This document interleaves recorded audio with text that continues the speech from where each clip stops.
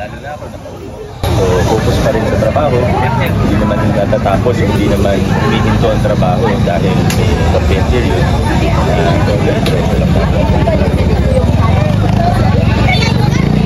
I don't know if any such challenge na totoo. Nabanggit lang yan ni sa Raptor. Nabanggit niya lang yan sa akin. Pero yung actual na challenge ko, sino sila? Wala. So, as far as I know, wala.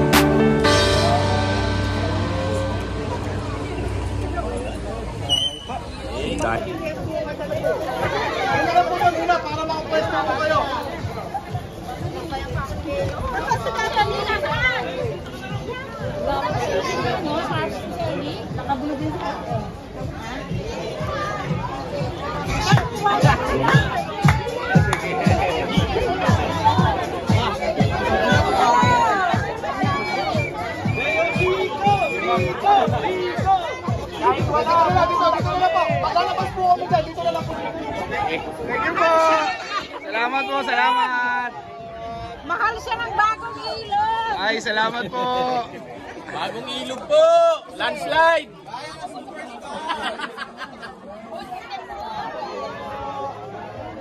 Ready? Sabi siya. May bilang pala yung ano yun eh. Oy, Juan. Sabi na kami. Tabi na. Na nagsasabing magkamukha daw sila ni Mayor. Walang naniwala, papi. Ayan po. Chess, gini na payong, Chess.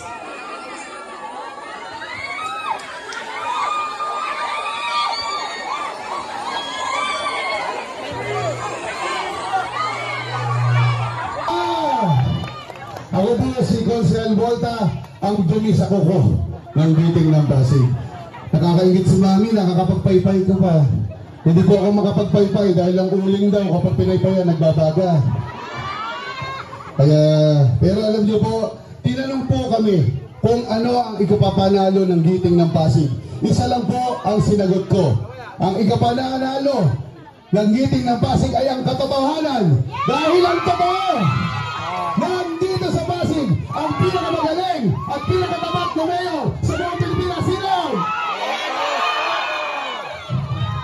Tama.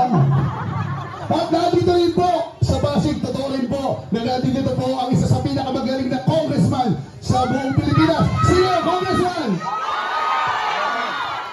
At nandito rin po sa Pasig ang isa sa pinakamagaling na vice mayor sa buong Pilipinas na nag-lead po sa konseho para maipasa po namin yung mga batas na diniscuss mo na isa-isa ng aming mga konsehal. Sino yan ating vice mayor?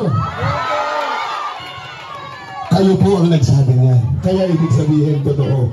Ang hindi ko lang po gusto ay yung pinapakalat nilang fake news. Na sana po huwag tayo... Si Simon Romulo Tantaco. Maraming salamat po. Of course, una-una sa lahat, thank you po sa inyo sa first term na binigay nyo sa amin. Rerekta na po ako sa mga updates patungkol po sa ating mga panukala. So, meron po ba ditong may kakilala na 80 years old pataas po? O yun, so kung matatandaan po natin, last year, yung national government, pati rin po yung 11 council sa pamumuno ni Vice Mayor Dodot Jaworski, nagpasa po ng ordinansa kung saan 80, 85, 90, 95 at 100 may makukuhang cash incentives. So okay po to, pero kami po ni Councilor Santiago, nung nag-ikot po kami, ang naging feedback po sa amin, paano naman kaming nasa gitnang edad? Hindi na kami kasama doon. So muli po, under the direction of our Mayor, Mayor Vico Soto, ngayong 2025 lamang po, tandaan po natin, lahat po ng 80 years old to 100 years old, ang minimum po na makukuha basta mag-file tayo sa birthday natin ay 10,000 pesos. Kaya i-share nyo na lang po yun sa mga senior citizens natin. Pangalawa po, kasama po naman dito si Councilor Eric Gonzalez. Meron po kaming final na panukala kung saan yung mga bedridden PWDs po makakakuha po ng PWD pension. Maganda rin po to, na-inspire din po tayo dito sa ginawa ni Consel Santiago na local senior pension. So hopefully po, mapasa po siya soon. Ngayon, tawid naman po tayo sa mga committee na hawak ko. Nagkaroon po ako ng isang committee hearing sa Trade, Industry and Commerce.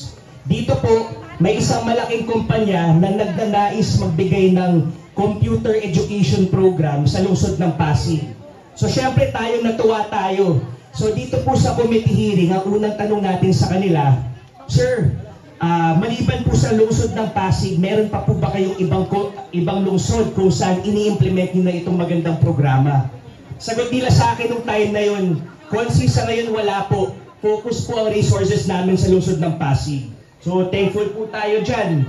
Yung follow-up question po natin sa kanila, salamat po, pero bakit sa dami-dami po ng lungsod ng Pasig sa bansang Pilipinas, bakit nyo po pinili ang Pasig City? Alam nyo, simple lang yung naging sagot sa akin ng representante. Sabi lang nila, Konsi, dahil may tiwala kami kay Mayor Vico, may tiwala kami kay Congressman, at may tiwala kami kay Vice Mayor Dodot Jaworski.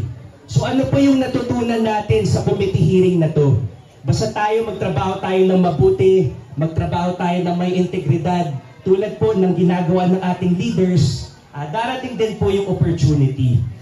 Panghuli na lang po, siguro ito po yung isa sa mga pinaka-importanting ordinansa na dumaan po sa 11 Council. Alam nyo, bihira lang talaga magkaroon ng pagkakataon na ipakita natin na kaya natin tumindig at lumaban sa malalaking sindikato na international. Alam nyo po ba yung Pogo? Meron po ba dito may alam ng Pogo? So, alam nyo, hindi na ako magsasalita ng marami, pero marami talagang masamang naidulot to.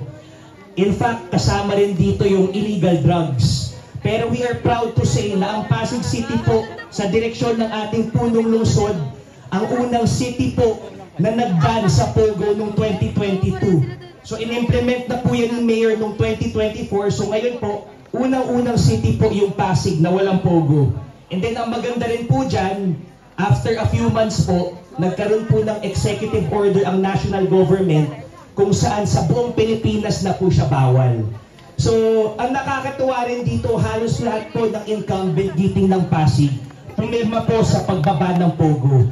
Ano po yung mensahe na sinasabi natin sa mga malalaking sindikato? Kami po sa giting ng Pasig, hindi namin ipapagpalit ang pera sa dignidad po namin, pero higit sa lahat, hindi po namin ipapagpalit ang kinabukasan ng Pasigueño sa pera. Maraming salamat po and good morning po. Ayan, maraming salamat po. Number 15 sa ating mga balota, ibotong muli, Councilor Simon Romulo Tantoco. Pag-gobyerno. Paborito po natin simbolo ng pagbabago na ito. Dinalikuran natin yung takutan, yung palakasan. Ano po yung paboritong simbolo natin? Pamaskong handog. Yung paborito po natin, yung pamaskong handog. Dati, dadaan sa leader, dadaan sa organization, kung sino yung malapit, mas marami. Ngayon, paano po ang sistema natin? Kaibigan, siyempre meron. Pero kahit nakaaway, kahit nakalaban, meron pa rin. Hindi tayo namimili. Pero tandaan po natin, yung pamaskong handog, simbolo lang po yan. Sa ospital natin, ganyan din po yung ginagawa. Sa health center, ganyan din po yung ginagawa. Naalala nyo dati, uso yung blue card, yellow card. Tinanggal ko noong 2019, naalala nyo, ibang senior, nagreklamo, nagalit po sa akin yung iba. Pero pinaliwanag po natin na maayos. At ngayon, nakita naman po natin kung bakit natin tinanggal yung blue card, yung yellow card. Dahil hindi po dapat kung sino lang ang may card, yun lang yung nakakatanggap ng magandang serbisyo.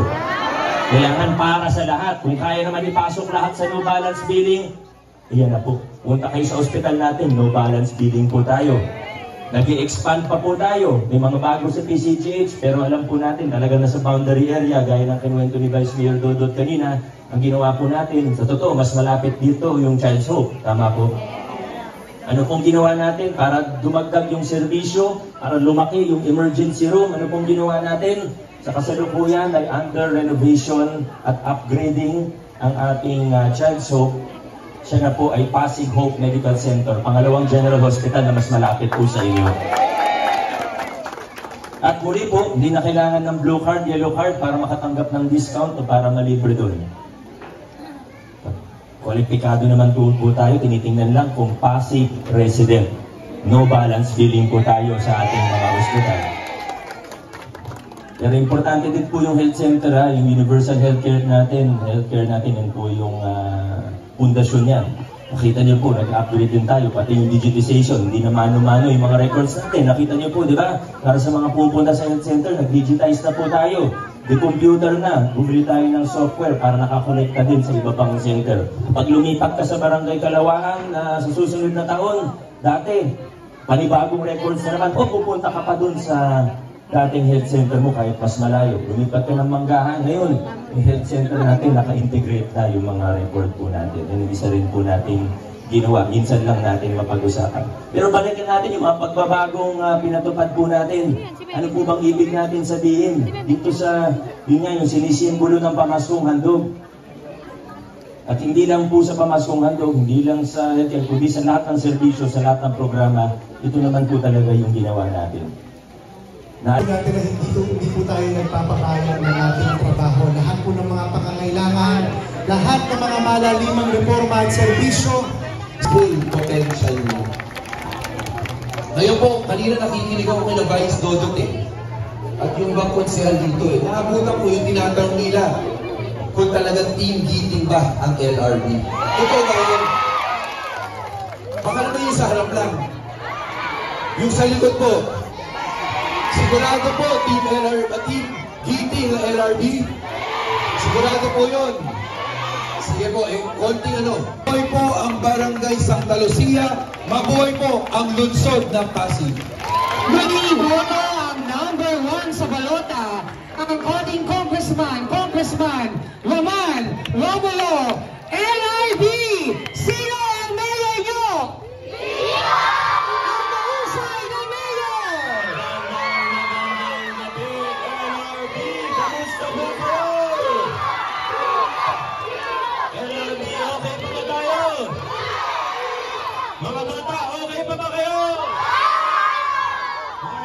mga bata, okay pa ba kayo? Binabati rin po natin ang mga nasa upper box. Kamusta po kayo dyan? Mga nasa second floor. Kaway-kaway, mga nasa second floor. Nasa third floor. Hanggang fourth floor, may nakikinig. Hanggang fifth floor. Hanggang sixth floor. Di ba? Parang may tao sa sixth floor. Ako ang nakakila. Grabe talaga po yung nasa LRD kami. Napakainit ng inyong pagtanggap sa amin. Maraming salamat po sa inyo. Yung mga nakatayo sa likod, okay lang ba kayo dyan? Baka napapagod na po kayo, okay lang po ah. Ay, okay lang po kayo. Ano daw? Baka may sumisigaw, di ko malam kung saan nakagaling. Andito po siya! Maraming salamat po sa iyo. Nakakatawa po talaga ng puso. Pagtrabaho pa lang sasakyan ko. Grabe na po yung pagsalubong ninyo. Oo po. Kaway-kaway. Nasaan ba ang pinaka-malalakas sumigaw dito sa LRD? Nasaan ang pinaka-magagandang ngiti dito sa LRD? Naman. Ay, congratulations pala sa inyo ah. Kasi nakita ko, nagsisimula na po yung STP natin. Finally, siyempre kailangan, ano? Sandali lang. Mamaya na tayo mag-picture ha. Mamaya na tayo mag-kwentuhan. Mamaya may hiwalay tayong meeting ha. Ayaw sila. Pero kayo.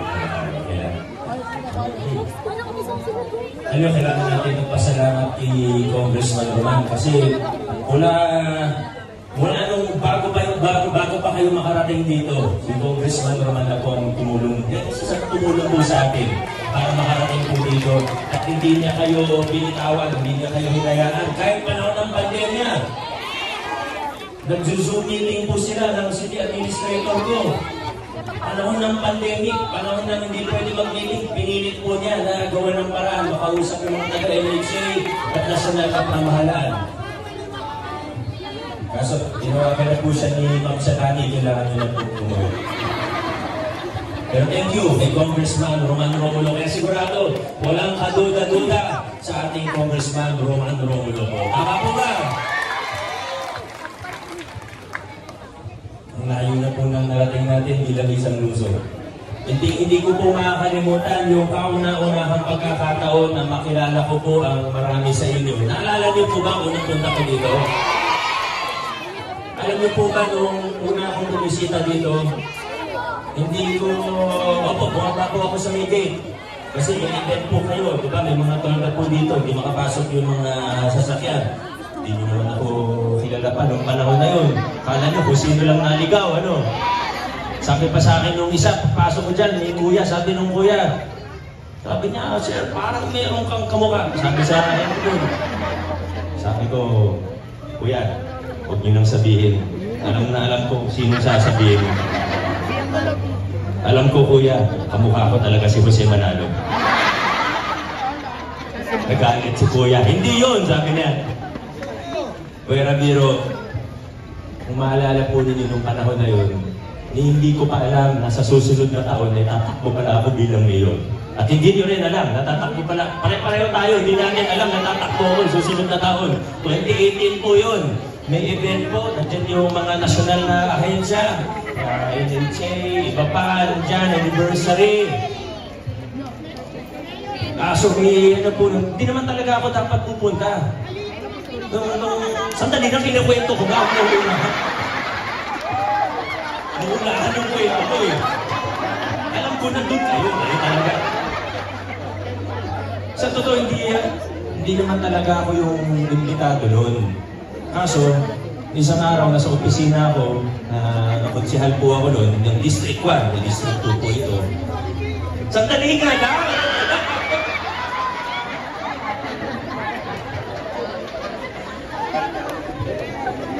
Yung pumulong lang sa akin, hindi ko na sasabihin kung sino.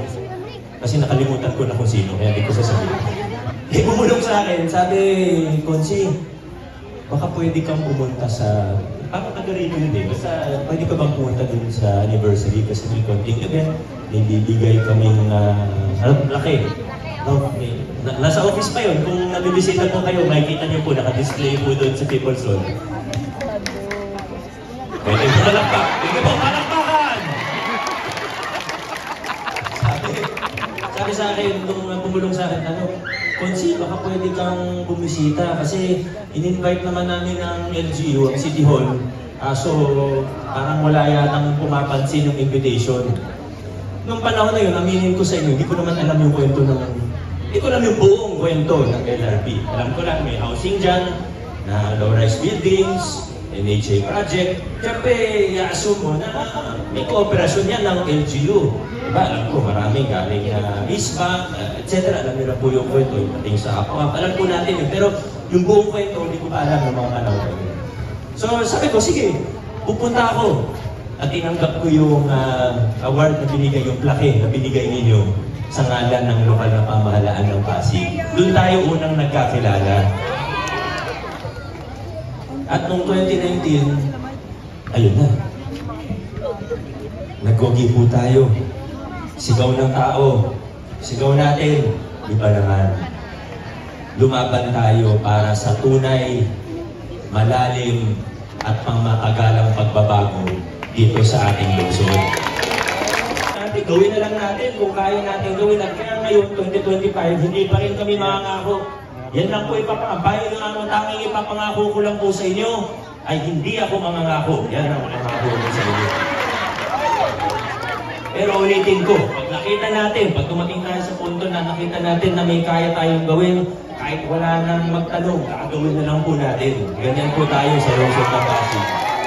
Ating konseho, ngayon po, pag-renewal ng prangkisa, wala na po silang binabayaran. Libre na po. Yung plaka, dati ina-charge pa sila ng LGU. Nasa yung pagpapagawa nun, siguro mga 200, ina-charge pa sila 500. Ngayon, yung plaka na parating this year, libre na rin para sa mga toda namin. Hindi tayo nagtapos dun. Yung prangkisa para sa mga kolorum, para maging legal sila, nagbilang tayo, ilan ba talaga yung pwede? Nagbukas tayo ng prangkisa para yung mga kolorum maging legal, hindi naman lugi yung mga may prangkisa. At marami pa pong iba. Ang kulang na lang po ay... Bisikit! Binigyan niyo ko ng matitibay na kasangga sa konseho. Congressman Roman, may problema, wala 2019, pero 2022 binigyan niyo ko ng maayos mga kasama. Ang Vice Mayor natin ngayon, pwede rin tayo maging proud sa ating Vice Mayor kasi sobrang ayos at magaling. Vice Mayor Dodot Jaworski po yan.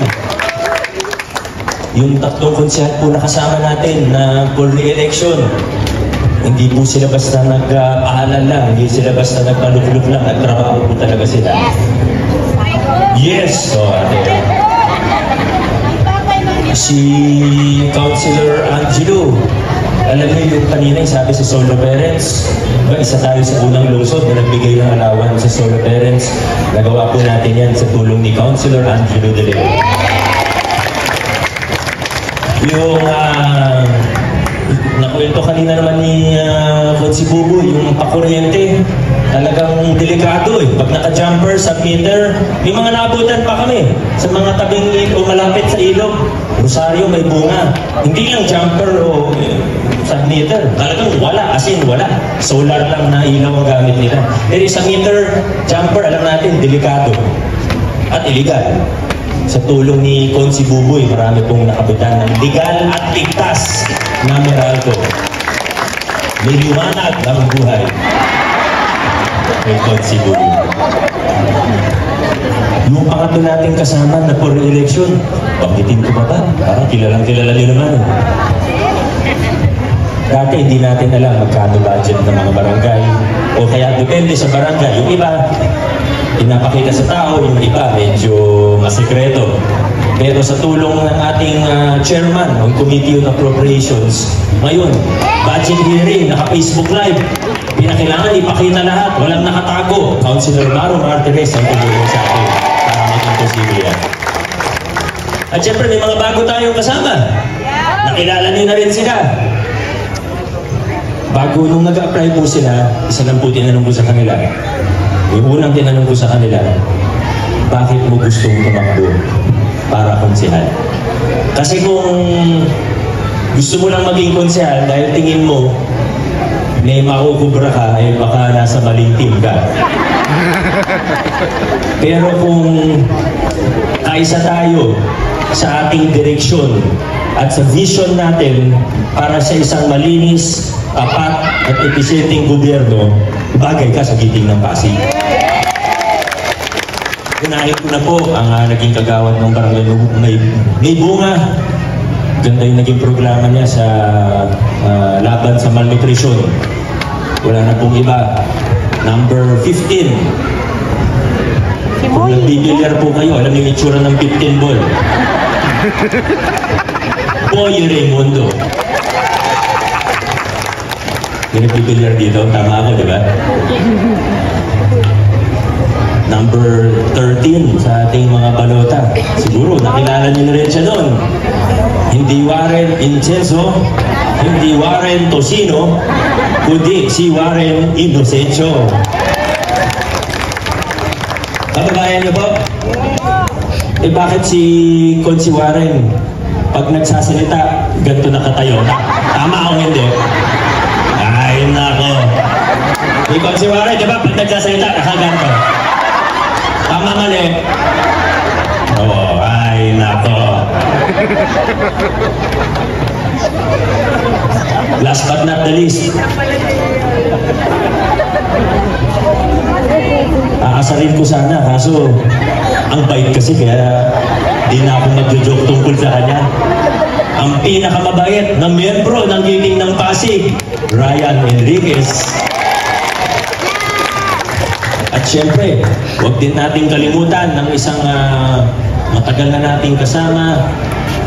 At nakita naman natin kung paano magbigay ng serbisyo dito sa atin sa LRB. Si Pres Madeline, teka, di pala kandidato, sorry. Di pala kandidato to. Teka, na-carry away lang. Tumayo. Na-carry away lang, sorry. Di pala kandidato. Oo. Sa kasamang palad, may mga iba gusto tayo umatras dun sa mga lumang kalakaran. Baka kasi mas nakikinabang sila dun sa mga lumang kalakaran. Pero tayo sa Pasig, hindi tayo papayag na paatras tayo. Kailangan pasugod, pasulong, paabante, padiretso tayo sa lungsod ng Pasig. Maraming salamat, LRB. Maraming salamat, Barangay Santa Lucia. Mabuhay ang lungsod Pasig. Vote straight, giting ng Pasig.